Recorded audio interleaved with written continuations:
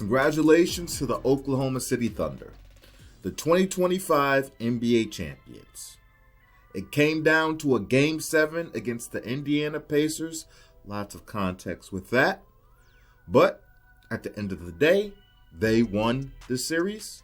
They were the best team in the regular season. And they have showed that they were the best team in the NBA playoffs as well. From point A to point Z, Oklahoma City has been that consistent team, showing excellent all-time defense while also boasting a very solid offense as well, led by the leading scorer in the NBA, SGA, his wingmen, J-Dub and Chet, and a strong bench to fortify everything. Hats off. Well deserved. They were challenged. They were tried.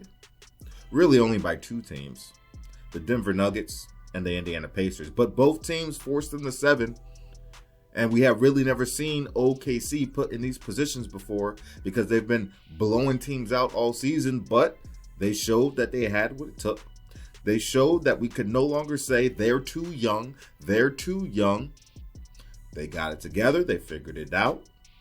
And yes, they are a very young team that's going to be around for maybe quite some time. We'll see. How often in NBA history, after a team wins a championship, do people go, man, this team is going to win, the next 2 or 3 championships. This team can easily win the next 3 out of 5 finals, things like that. And then so often it never happens. So often that team can't even get back to the finals. It's hard getting to the finals. It's even harder repeating and winning a championship again. So I'm going to pump the brakes. Yes, considering their age, how young they are, how good they are, it's very easy to lean that direction like, yeah, these guys are going to be back here. But history has shown us not many teams can do that. Get to the top and plant their flag, and so many can't even get back to the top with a chance to plant their flag. So I'm not going there yet. Yes, they will be a contending team. They will be formidable. But like I said, I'm pumping the brakes because into the next season and then the season after, teams are now building their team, building their roster to deal with that team. And everybody's making adjustments and everybody's gunning for that specific team. So it's very hard to do. I'm not going there, but I get why people are saying that given their age and how good they are. Then you got to factor in injuries. You got to factor in trades, contracts, free agency, people leaving. It's hard to keep these things together a lot of the times. But we'll see. Now about the game itself. Honestly, OKC did not play a good game. No, they didn't.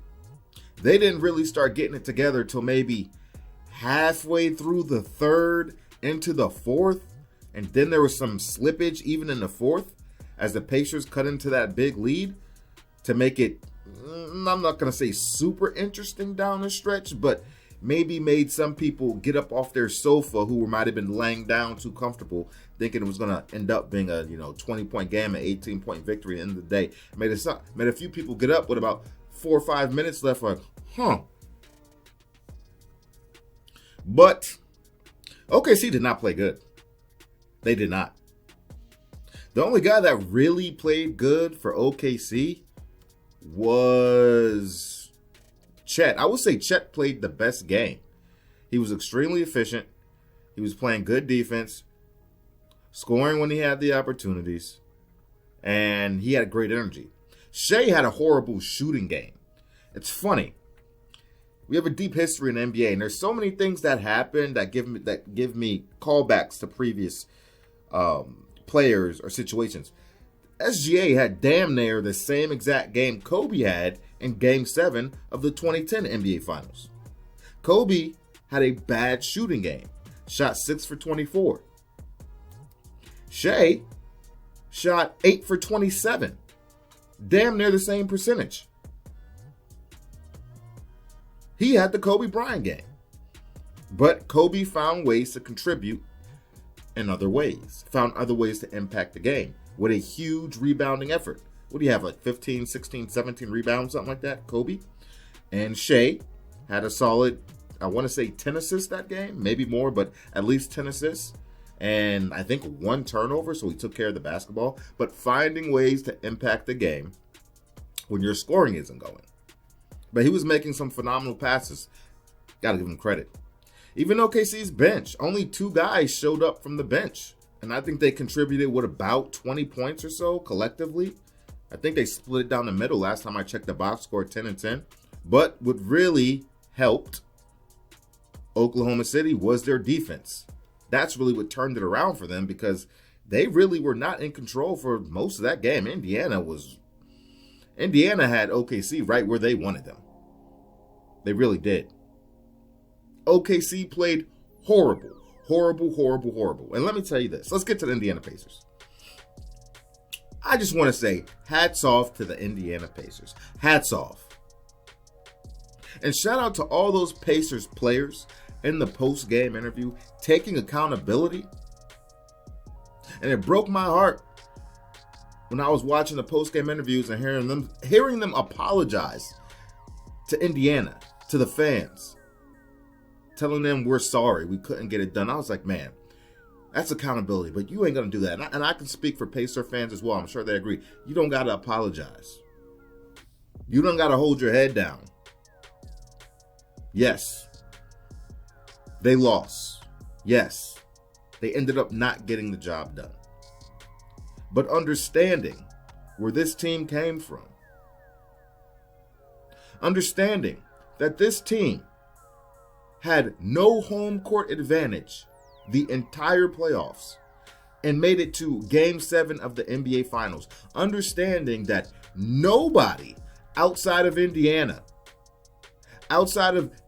fans and inside that locker room, nobody had the Pacers in this position before the season started or right before the playoffs started. Nobody had Indiana getting close to the NBA Finals. I didn't.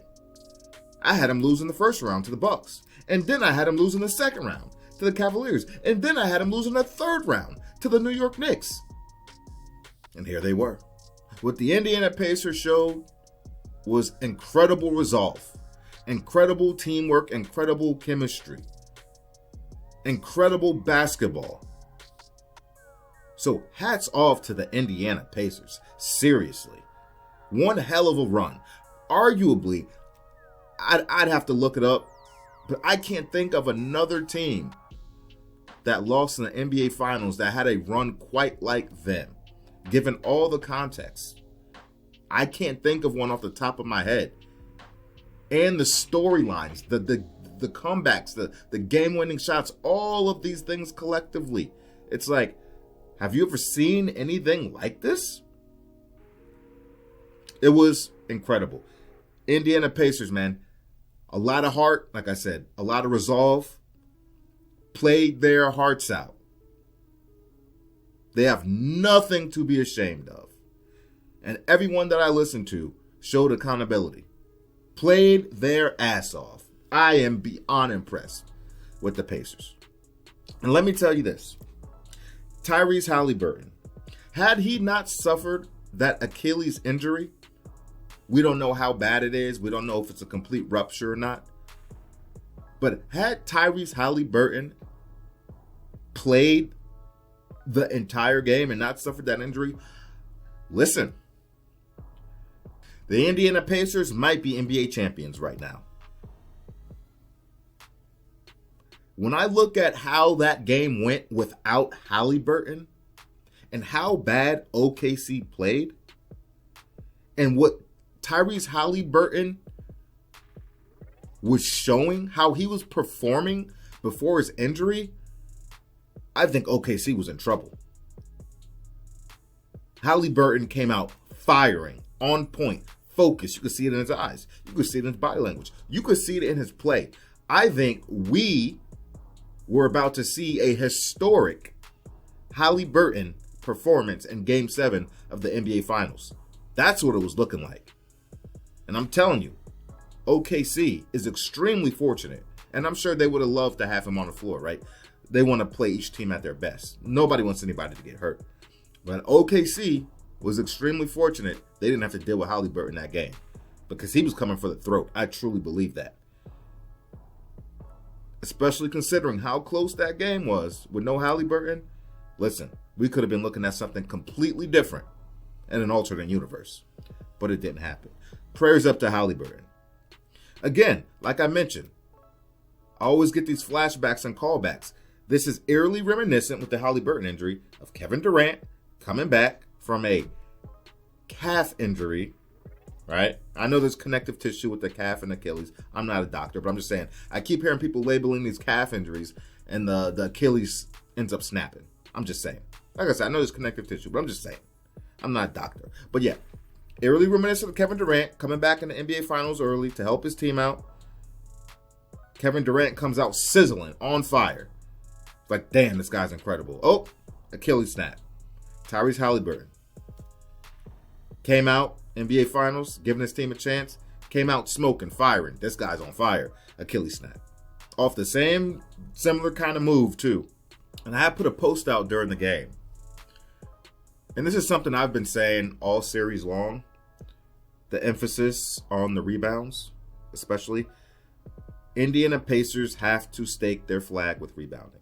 Rebounding has to be a collective effort. OKC's defense is too good. They're already going to stifle you. So you want to limit their opportunities and give yourself as many opportunities as possible to score and get good looks because they are going to be limited. And I don't got the box score up, but I'm remembering what I was watching. And when OKC really started to make that charge and pull away, they were getting a lot of offensive rebounds, second chance opportunities. Not enough players were in there trying to grab rebounds. A lot of second chance opportunities. And then I was like, well, you know, the game's still in reach, so maybe they can survive. But then the turnovers started getting out of control.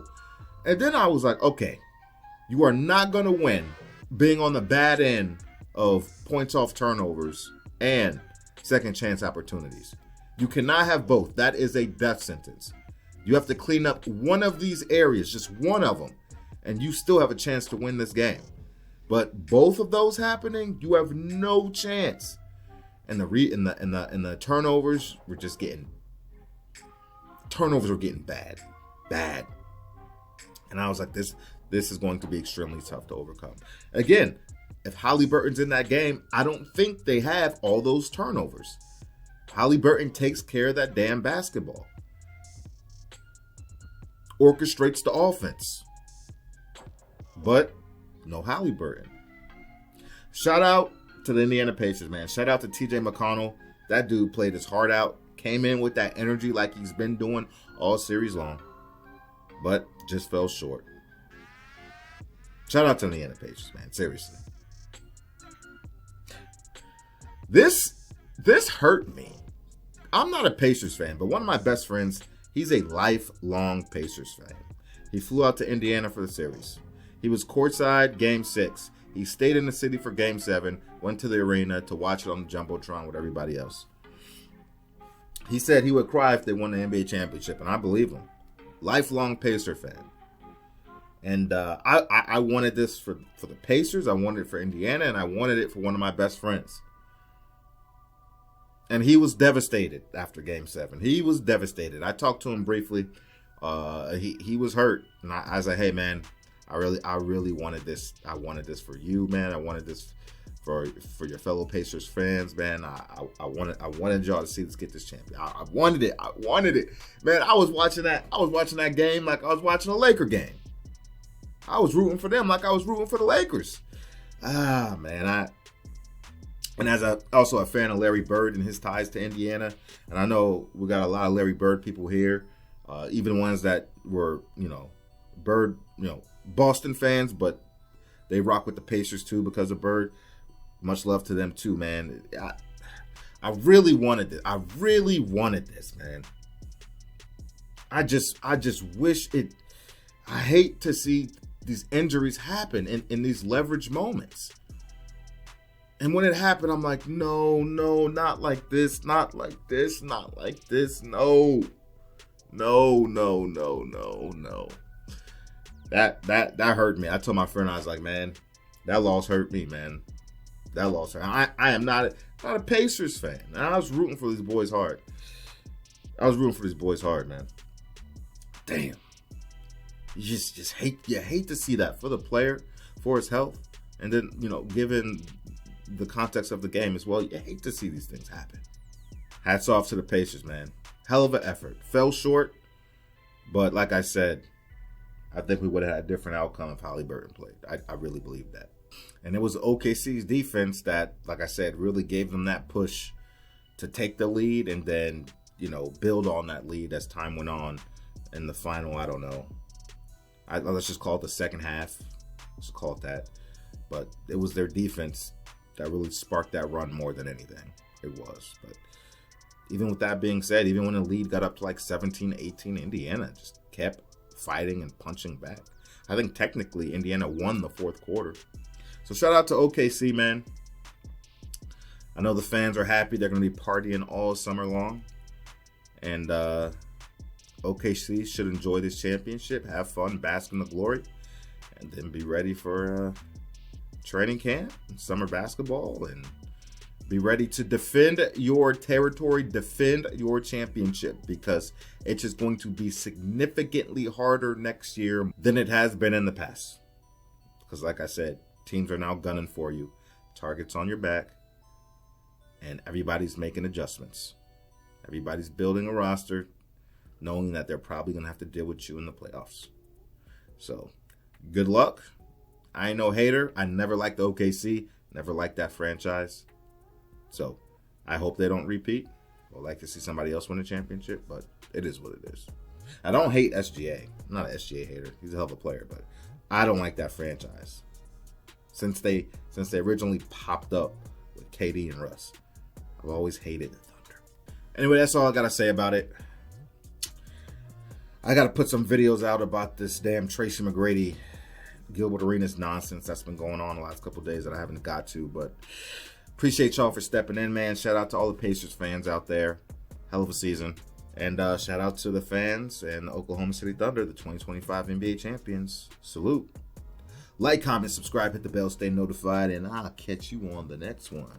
We out, baby.